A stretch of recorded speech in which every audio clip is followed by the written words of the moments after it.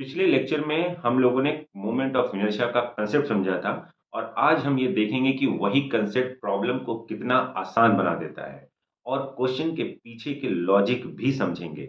साथ ही साथ हम ये भी देखेंगे कि स्टूडेंट्स जनरली ऐसे क्वेश्चंस में एग्जाम में क्या मिस्टेक करते हैं। हेलो स्टूडेंट्स, मैं हूं रवि द्विवेदी और आप देख रहे हैं कंसेप्ट आरडी सर, जहां पे हम कंसेप्ट रटते नहीं समझते हैं। तो सबसे पहला प्रॉब्लम कुछ इस तरीके एकदम बेसिक प्रॉब्लम की बात करेंगे। फॉर्मूला सभी को याद है, हम लोगों ने बात किया था I is equal to M R square और दो थ्योरम की बात करी थी, एक पैरेलल एक्सिस थ्योरम और एक परपेंडिकुलर एक्सिस थ्योरम। तो बहुत ही सिंपल सा प्रॉब्लम है, पहले उसी की बात करते हैं कि यहाँ पे दो पार्टिकल हैं, एक 2 kg का पार्टिकल है और एक क्या है 3 kg का पार्टिकल है। Correct, two particles of mass 2 kg and 3 kg and having distance from the axis of rotation is what 1 metre और 2 मीटर ये दे रखा है। करेक्ट, अगर मैं इसका विजुअलाइजेशन या इसका पिक्चर समझू तो कैसा आएगा कि मान लो ये एक्सिस ऑफ रोटेशन है, यहाँ से एक है 2 kg का है जो 1 मीटर पे है, यहाँ पे एक है 3 kg का है जो कि 2 मीटर पे है। तो 1 मीटर है, ये 2 मीटर है। हमें क्या करना है, moment of inertia of this system find करना है। करेक्ट, तो हम लोगों ने फॉर्मूला ये पढ़ा था कि अगर सिस्टम ऑफ पार्टिकल में distribution of system of particles अगर बोला जाए तो मोमेंट ऑफ इनर्शिया क्या होगा। तो यहाँ पे हम लोग देख सकते हैं कि केवल दो ही पार्टिकल्स है, तो हम लोग सिंपल कैसे लिखेंगे m1r1 square plus m2r2 square. अगर इस तरीके के 10 लोग और भी रहेंगे तो हम उन सभी के लिए भी क्या करेंगे, फाइंड आउट करेंगे। ठीक है, तो यहाँ पे कैसा है, दिस इज व्हाट 2 और इसका डिस्टेंस कितना है 1 का स्क्वायर प्लस 3 उसका डिस्टेंस कितना है it is what square. Add कर देना है 2 प्लस 4 इंटू 3 दैट इज 12, ये आ गया 14 kg metre square. So moment of inertia of the system, every time I am saying that system system system का मतलब ये हो गया कि वहां पे जितने भी पार्टिकल हैं सब लोगों की बात कर रहे हैं हम लोग। करेक्ट, तो कितना आया 14 kg मीटर स्क्वायर। ये सबसे बेसिक लेवल का या आप कह सकते हैं जीरो लेवल का प्रॉब्लम है, जहां पे कि ये बोला जा रहा है पार्टिकल्स हैं उसके डिस्टेंस दिए, मोमेंट ऑफ इनर्शिया फाइंड करिए। अब प्रॉब्लम में थोड़ा सा ट्विस्ट कर दिया। क्या ट्विस्ट किया कि अब मैंने चार पार्टिकल्स लिए of the same mass 2 kg और उसको स्क्वायर के वर्टिसेस पे हमने ऐसे टिका दिए जैसे कि अभी देख रहे हैं। करेक्ट, और जो स्क्वायर है उसका लेंथ कितना है 1 मीटर है। बोला क्या जा रहा है, बोला ये जा रहा है कि you have to find the moment of inertia of the system from the axis of rotation, moment of inertia of the system about an axis of rotation when axis is passing through कहां से, उस square के centre से suppose करो पास कर रहा है। ठीक है, तो हमको क्या करना है, मोमेंट ऑफ इनर्शिया भी फाइंड करना है। आई थिंक सबको समझ में आ रहा होगा, स्क्वायर इस तरीके का है, एक्सिस ऑफ रोटेशन उसके सेंटर से ऐसे पास कर रहा है। तो ये चार वर्टिसेस है जहां पे हमने क्या कर दिया है 2 kg रख दिया है। अब यहां पे क्या करेंगे, क्या हम लोग यहाँ पे I is equal to m1r1 square m2r2 square ऐसा डायरेक्ट कर देंगे जैसा कि हम लोग ने लास्ट केस में किया है? बिल्कुल नहीं। ये पहला मिस्टेक जहां पे कि हम लोग ये भूल जाते हैं कि I is equal to M R square में जो R है that R is nothing but perpendicular distance of the particle from the axis of rotation है। तो भाई जब एक्सिस यहां से जा रहा है, एक्सिस इस तरीके का है, तो क्या 2 kg 1 मीटर के डिस्टेंस पे है एक्सिस से? बिल्कुल नहीं। तो आपको क्या करना है, परपेंडिकुलर डिस्टेंस फाइंड करना है पहले। तो परपेंडिकुलर डिस्टेंस का मतलब क्या हुआ, ये सेंटर से जा रहा है तो ये वाला डिस्टेंस तुम्हें फाइंड करना है और हम यहां से क्या करेंगे, परपेंडिकुलर ड्रॉ करेंगे। तो ये डिस्टेंस कितना हुआ, दिस इज 1/2 बिकॉज अगर मैं इसका कुछ नाम दूं, ये O है, ये A है, ये B है, अगर ऐसा दिया तो ये सारे, अच्छा ये परपेंडिकुलर डिस्टेंस स्क्वायर है तो सारे पार्टिकल से ये परपेंडिकुलर डिस्टेंस क्या रहेगा, सेम रहेगा। तो perpendicular distance for the all this square, अगर मैं सभी का कुछ ना कुछ नाम दे देता हूं तो जैसे कि परपेंडिकुलर डिस्टेंस सारे के लिए क्या रहेगा, सेम रहेगा। और अगर ये ट्रायंगल देखो, कौन सा triangle, triangle O A B में अगर हम लोग देखेंगे तो O B is nothing but it is what, perpendicular distance है। ठीक है ना, this is what perpendicular distance 2 kg का, कहां से, एक्सिस ऑफ रोटेशन से है। ठीक है ना, फ्रॉम एक्सिस ऑफ रोटेशन, तो ये है। तो अब इसको फाइंड कैसे करना है, तो हमें फाइंड करना होगा OB by using the Pythagoras theorem. तो this is what AB square plus AO square. तो ये जो स्क्वायर है इसलिए AB AO दोनों क्या हो जाएंगे, 1/2 हो जाएगा because length of side is 1। तो 1/2 का स्क्वायर 1/2 का स्क्वायर और ये क्या हो जाएगा 1/2 इंटू √2। तो आप इसको 1/2 इंटू √2 लिखो या फिर क्या लिख देंगे हम लोग इसको, केवल √2 भी लिख सकते हैं। ठीक है ना, सो दिस इज व्हाट 1/√2 ऐसा भी हम लोग लिख सकते हैं। तो डिस्टेंस कितना आ गया 1/√2। अब जैसे कि इस क्वेश्चन में सारे पार्टिकल्स क्या हैं, सेम है। तो हम लोग यहाँ पे पूरे सिस्टम का जो मोमेंट ऑफ इनर्शिया है, moment of inertia of the system about C, this is nothing but, क्योंकि इनका परपेंडिकुलर डिस्टेंस भी क्या है, सेम है, और मासेस भी सेम है। तो इसका मतलब क्या हुआ, 4 times m into perpendicular distance from the axis of rotation. तो क्या लिखेंगे, 4 इंटू और कितना है 2, और इट इज 1/√2 का square. Correct. So this is nothing but कितना आएगा, √2 का स्क्वायर 2, 2 से 2 कैंसिल हुआ, and this is what 4 kg metre square.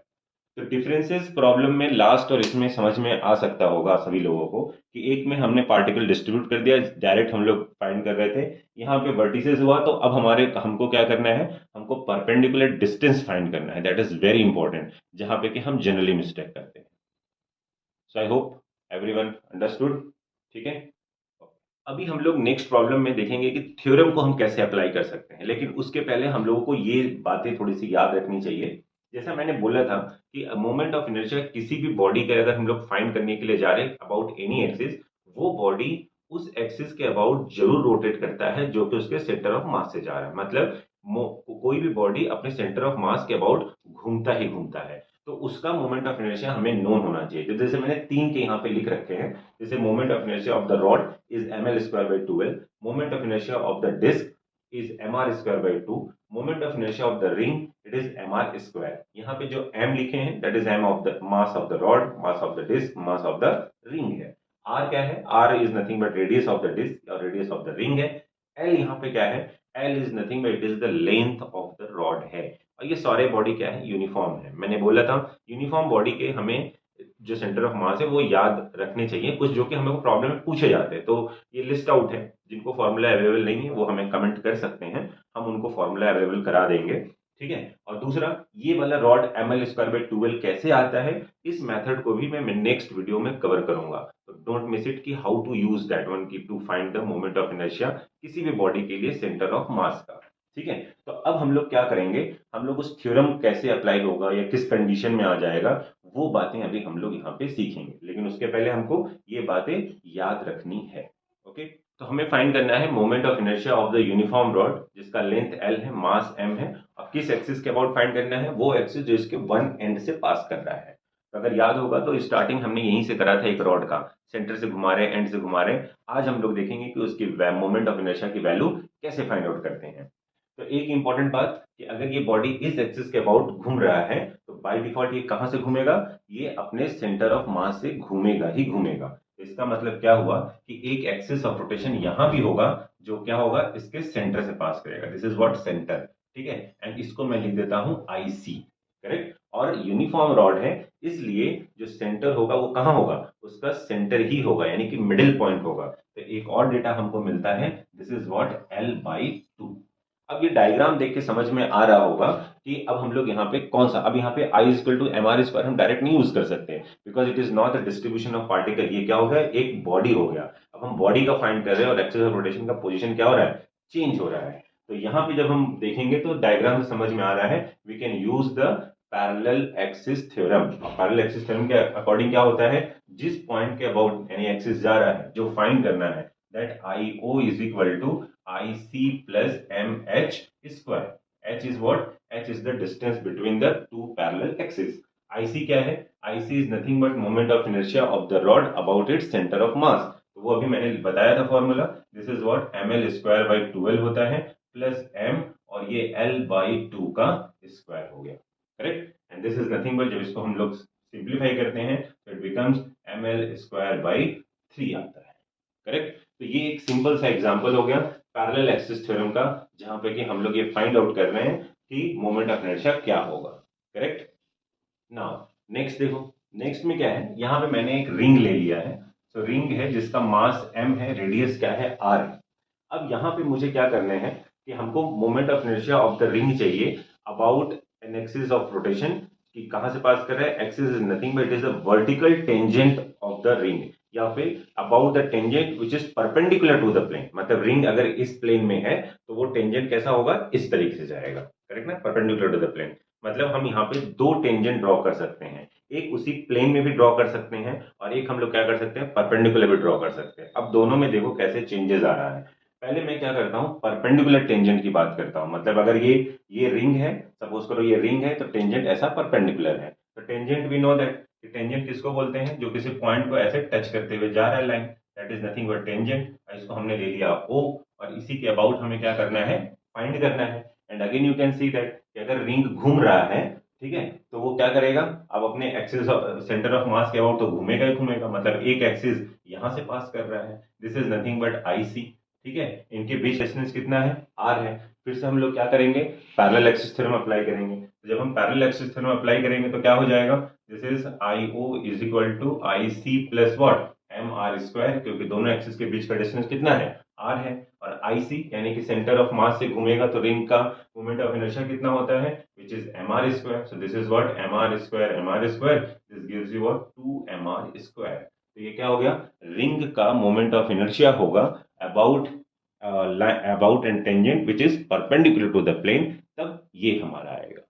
Actually अभी जो दो तीन प्रॉब्लम हम लोग सॉल्व कर रहे हैं उसमें एक और इम्पॉर्टेंट बात हो गया है कि अगर आपका विजुअलाइजेशन अच्छा है, मतलब क्वेश्चन जैसा बोल रहा है और उसके अकॉर्डिंग अगर आपने डायग्राम ड्रॉ कर लिया है, तो प्रॉब्लम और भी आसान हो जाता है। अब जैसे कि यहाँ पे हमें फाइंड करना है कि moment of inertia of the ring about its diameter, अब ये फाइंड करना है। तो कैसे करेंगे, अब इन्होंने डायमीटर बोला, तो डायमीटर वी नो दैट कि भाई सेंटर से एक लाइन पास करेगा जिसको कि हम क्या बोलते हैं, डायमीटर बोलते हैं। तो ये ऐसा हो गया। लेकिन अगर ये हमने केवल ऐसे ड्रॉ कर दिया तो हमको ये समझ में नहीं आएगा कि हम पैरेलल एक्सिस थ्योरम अप्लाई करें कि परपेंडिकुलर अप्लाई करें। और एम आर स्क्वायर तो हम अप्लाई कर ही नहीं सकते, क्योंकि वहां पर वो किसके लिए, सिस्टम ऑफ पार्टिकल्स के लिए है, ठीक है। ओके, मान लो अगर ये सेंटर है तो मैंने एक डायमीटर और ड्रॉ कर देता हूँ। तो ये मैंने ड्रॉ कर दिया, ठीक है, दिस इज व्हाट सेंटर, दो डायग्राम पॉसिबल है, डायमीटर हो गया हमारा। अब एक चीज और सोचो कि अगर ये डायमीटर है और एक ये डायमीटर है, ठीक है, दोनों ही डायमीटर एक दूसरे के परपेंडिकुलर है, हमें पता ही है। तो यहाँ पे अगर मैं इसको थोड़ा इरेज कर देता हूँ एक पार्ट, और एक पार्ट यहाँ से मैं इरेज कर देता हूँ, ठीक है, तो एक और एक्सिस यहाँ से निकल के आएगी जो ये सी से पास करेगी, और which is what, perpendicular to the plane. तो क्या ये समझ में आ रहा है कि एक एक्सिस, इसको हम लोग अगर x समझ लिए, इसको हम लोग y समझ लिए, ये अगर हमने z समझ लिया, तो अब यहाँ पे कौन सा एप्लीकेशन आ रहा है, this is what, perpendicular axis theorem. ये कहानी कैसे समझना है, कुछ इस तरीके से समझना है कि मान लो रिंग कहाँ है, रिंग इस प्लेन में है, करेक्ट ना, ring is in this plane. दो डायमीटर, यहाँ पे एक ऐसा डायमीटर है और एक ऐसा डायमीटर है, तो दिस इज व्हाट, ये डायमीटर हो गया। और दूसरा जो सेंटर के अबाउट बाय डिफॉल्ट घूमता है, तो this is what, like that. तो ये सेंटर के अबाउट क्या कर रहा है, घूम रहा है। तो यहाँ पे क्या अप्लाई हो गया, this is what, perpendicular axis theorem हम लोग अप्लाई कर सकते हैं, ठीक है। अब वो कैसे अप्लाई करेंगे, लेट्स सी। तो ये दोनों क्या है, डायमीटर ही है, तो इसको हम लोग आई डी लिख देते हैं, ये भी क्या है, आई डी लिख देंगे। ये हम लोग आई सी लिखेंगे बिकॉज ये सेंटर से पास कर रहा है। तो परपेंडिकुलर एक्सिस थ्योरम क्या बोलता है, I C is equal to I X plus I Y, यानी कि I D plus I D. ये लिखा था हम लोग ने, I Z is equal to I X plus I Y. तो I Z is equal to I X plus I Y. I Z में कौन है, सेंटर से गया है। आई एक्स में कौन है, डायमीटर। आई वाई में कौन है, डायमीटर। आई सी से पास होता है तो मोमेंट ऑफ इनर्शिया क्या होता है, this is M R square, and this is what, हमें फाइंड ही करना है, तो 2 id। तो id इज इक्वल टू क्या होगा, this is M R square by 2। So this is the moment of inertia of the ring about its diameter. Ring का ही एक और केस हम लोग देखते हैं। एक हमने स्टार्टिंग में टेंजेंट लिया था, that is called the vertical tangent. यहाँ पे एक हमने और टेंजेंट लिया है जो कि उसी प्लेन में टेंजेंट है। तो this is what, tangent passing through है, तो उसी प्लेन में है। अब यहाँ पे पैरेलल लगेगा कि परपेंडिकुलर, कैसे पता चला, तो एक काम करते हैं, हम लोग एक लाइन और ड्रॉ करते हैं जो कि ये सी से पास करेगा। तो ये समझ में आया, ये जो सी से पास कर रहा है वो कौन है, दिस इज नथिंग बट ये डायमीटर है। तो डायमीटर से जब पास करेगा तो moment of inertia about its diameter. ये टेंजेंट है इनटू द प्लेन, तो ये आई टी मैंने लिख दिया। अब देखो इनके बीच का डिस्टेंस कितना है, दिस इज आर, रेडियस ही है, करेक्ट ना। तो अब यहाँ पे क्या लग रहा है, पैरेलल एक्सिस थ्योरम। तो कैसे फाइंड करेंगे हम लोग, I T is equal to I D plus M R square. Parallel axis theorem क्या बोलता है, जिस पॉइंट के अबाउट फाइंड करना है वो सेंटर, सेंटर का मतलब किस एक्सिस के पैरेलल है, तो ये देखो ऐसे जा रहा है। अब यहाँ पे क्या लिखेंगे हम लोग, M R square by 2, this is what, M R square, ये अभी भी हम लोगों ने फाइंड किया था, and this is nothing but 3/2 M R square, correct. तो ये जो हम प्रॉब्लम डिस्कस कर रहे थे अभी तक, तो इसमें हम लोग को दो चार चीजें समझ में आनी चाहिए। पहला ये कि अगर इस तरीके के प्रॉब्लम में टेक्स्ट पढ़ने के बाद डायग्राम ड्रॉ करना जरूर आना चाहिए। अगर आप डायग्राम ड्रॉ कर रहे हैं तो आपका विजुअलाइजेशन अच्छा हो जाता है। अगर वो गलत किया तो एक आपका क्वेश्चन खत्म हो गया। तो ये पहला मिस्टेक। दूसरा मिस्टेक ये हुआ कि जब भी हम I is to M R square लेते हैं तो R will be what, it is the perpendicular distance from the axis of rotation. ये लेना बहुत जरूरी है, अदरवाइज फिर से हमारा दूसरा मिस्टेक हो गया। और तीसरा मिस्टेक ये जो बहुत इंपॉर्टेंट है वो फॉर्मूला को याद रखना कि moment of inertia for any body about their centre of mass क्या होता है। मैंने 3 के एग्जांपल दिए हैं, सिलेंडर है, स्फेयर है, इनके लिए हम लोग को याद रखना चाहिए। और भी बहुत सारे हैं तो आप हमें कमेंट कर सकते हैं, मैं आपको फॉर्मूला लिस्ट प्रोवाइड कर दूंगा। ठीक है। और दूसरी बात, यहाँ पे आपको एक होमवर्क मिलता है। होमवर्क ये है कि जितने कंडीशन के लिए मैंने रिंग में फाइंड करा है, आप उतने ही कंडीशन के लिए क्या करेंगे, डिस्क में ट्राई करेंगे। जितने लोगों का हो सकता है वो कमेंट करेंगे, जिनको कुछ प्रॉब्लम आएगा वो भी कमेंट करेंगे। तो नेक्स्ट वीडियो में हम लोग ये सारे डाउट्स का क्लैरिफिकेशन करेंगे और हम लोग कुछ और भी प्रॉब्लम बात करेंगे जहां पे कि सीटी में कैसे क्वेश्चन पूछे जा सकते हैं। करेक्ट। ये जो मैंने अभी तक जितने क्वेश्चन हम लोग ने डिस्कस किए हैं ये बोर्ड लेवल पे हैं। हाँ, इनका एप्लीकेशन हम लोग कॉम्पिटिटिव एग्जाम में देख सकते हैं। तो नेक्स्ट वीडियो में हम लोग कुछ और प्रॉब्लम के साथ मिलेंगे जहां पे क्या करेंगे, हम लोग कॉम्पिटिटिव एग्जाम सीईटी या और अदर एग्जाम में कैसे क्वेश्चंस बनेंगे वो हम लोग देखेंगे। ओके, तो सभी लोग होमवर्क करिए, कमेंट करिए एंड फॉलो करिए।